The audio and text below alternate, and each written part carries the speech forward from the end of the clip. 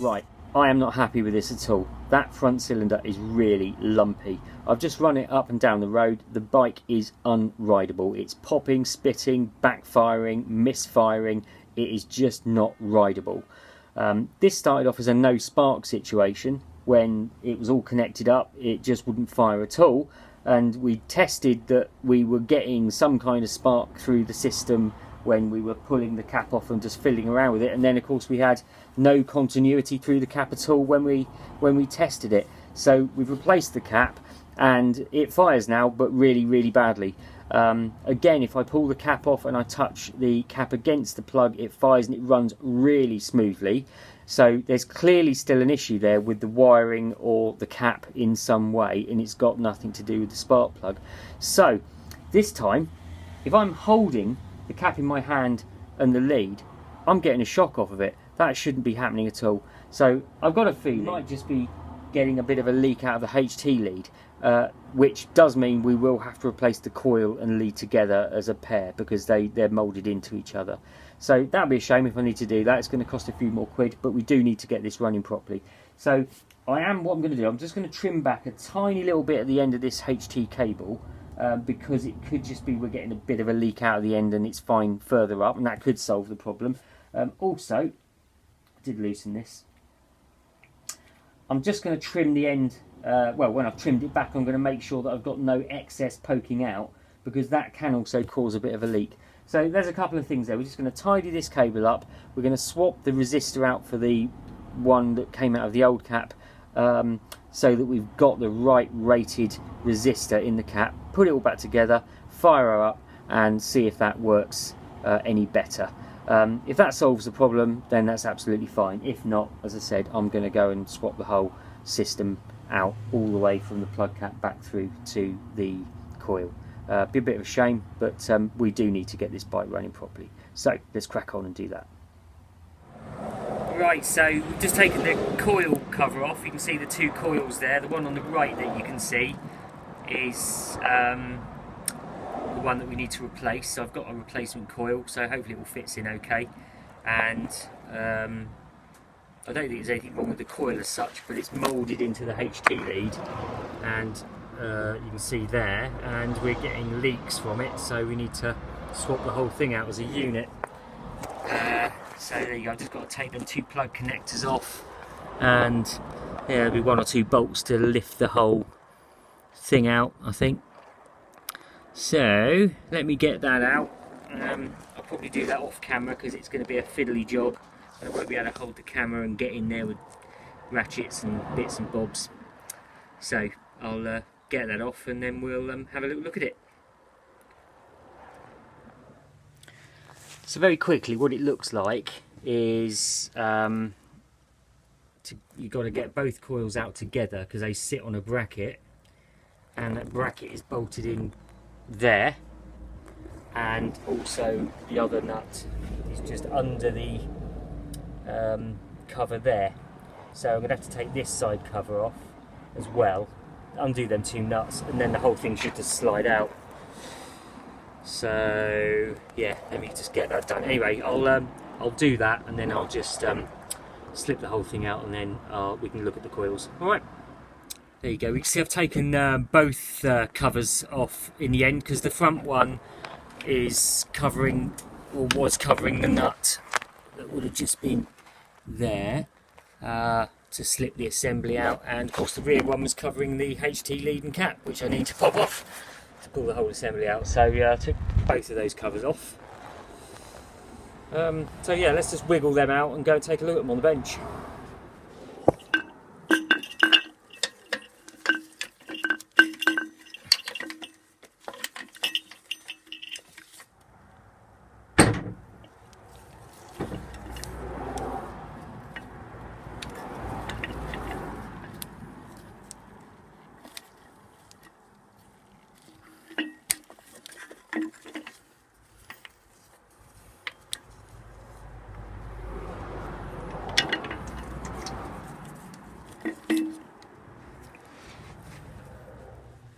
Right, so here you go, that's the whole assembly. Slight correction to what I said just earlier. It's the coil here on the left as you're looking at it that needs swapping, because that's the one that goes onto the left side of the bike as you're facing forwards, so facing the other way, into the front cylinder. So that's the one that needs to be changed out. So these are both new coils. I replaced both of these a couple of years ago, and the bikes had very, very little use. So to be fair, they're cheap aftermarket. So I guess it's just no good. The issue is not with the coil; it's just with that lead that I've cut back, yet is still arcing. So maybe, I don't know, maybe it is an issue with the coil, but current is getting all the way. If you hold the plug and you hold that end of the lead in your hand, it is just arcing across to the frame. It doesn't do it on the rear cylinder. So I've got, let me show you, a brand new coil. So we're just going to swap this over, and also I've got yet another plug cap for both sides, well, spare, and another spark plug just in case. Bought two, so I've got a spare. So really all we're going to do is just swap out that coil that was on the left there for the front cylinder with a new cap, again a new plug, and the new coil. So I'm just going to busy myself doing that, and then we'll get it back on the bike and we'll get her fired up and see if she runs.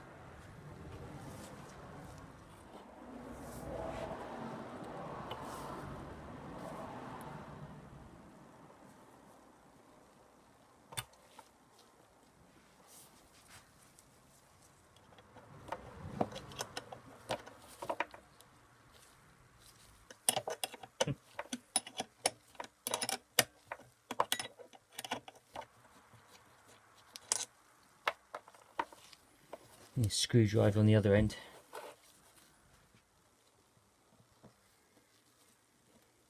That's too big.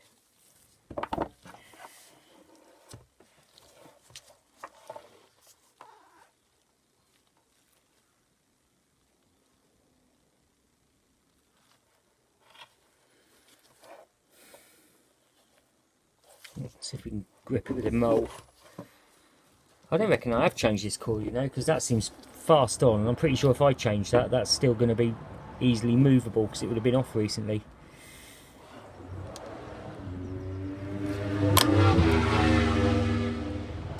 Someone's in a hurry. Tight. Oh, there you go.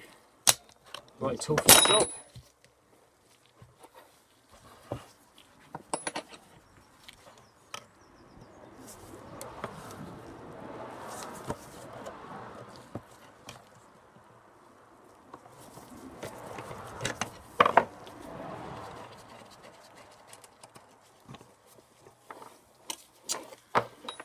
Right, well let's call that the offending article and get the new one on.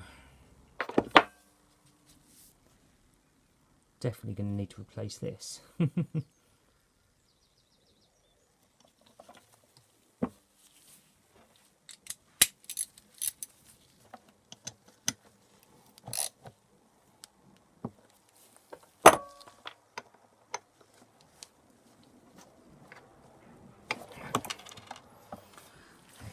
That's on there good enough. Right, see the coils are in and I've bolted them up and I've got the connectors back on.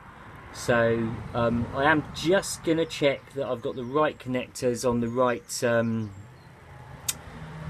terminal, just by checking back on myself. And then what I'm going to do is I'm just going to then bolt up or tighten up the just the bracket nuts, that side and the other side, and then I'm gonna swap out that spark plug because that was the side of the offending cylinder. So this is the new HT lead and coil and plug cap. So as soon as we swap that spark plug out, we'll just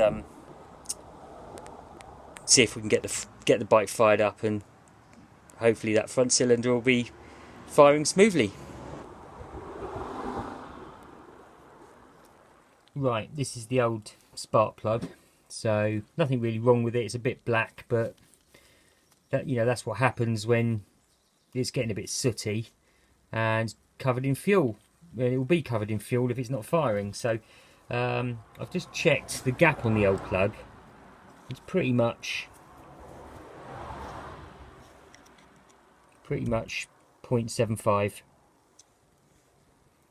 which is exactly in the range of where it should be. And when you put a new plug in, do check. It should be kind of gapped okay, and it's about 0.75. It goes with a bit of drag, and you can, the range for this should be between 0.7 and 0.8, so 0.75 is bang on really. So I'm just going to go and pop this back in. So I don't think there was anything wrong with that plug at all, but they're so, you know, obviously cheap. I'm just going to go swap it anyway. Better take that off, haven't we? Oh, let's get a pair of pliers. Sorry, I got the garage door open for a bit of extra light, but it just means brilliant sunshine right on my face. I bet if I looked up the torque of a spark plug, it's probably 12 Newton meters or something like that. I wouldn't have thought any more. There you go, so it's seated, and then a tiny little turn. That's all you need. Make sure the little rubber bung comes out as well, as you never get the cap on. Okay. Get that on there, let's get that through. I'll need to feed this one through. Because keep it out of the way of the engine block. I've got it up there on a cable tie. There you go. I'll probably just put a new cable tie on that just to tidy it up. Right, let's go and get that on the other side.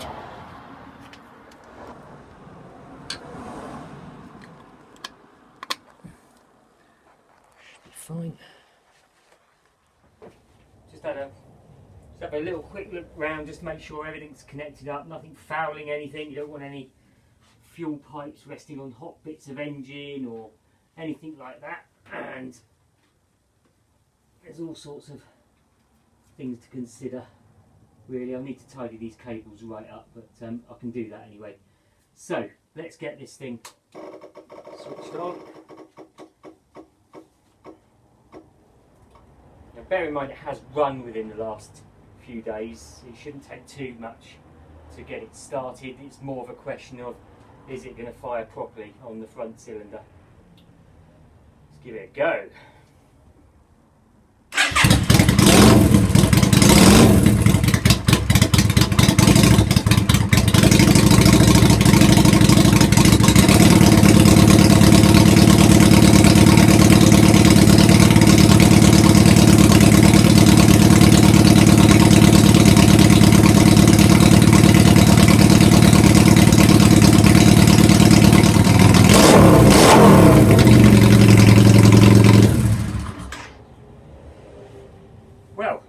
Fair to say that is running absolutely spot on now. That didn't hesitate at all. That just fired straight up.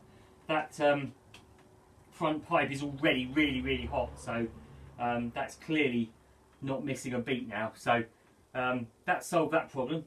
What we can do now is just finish off on the electricals. The rear light has turned up.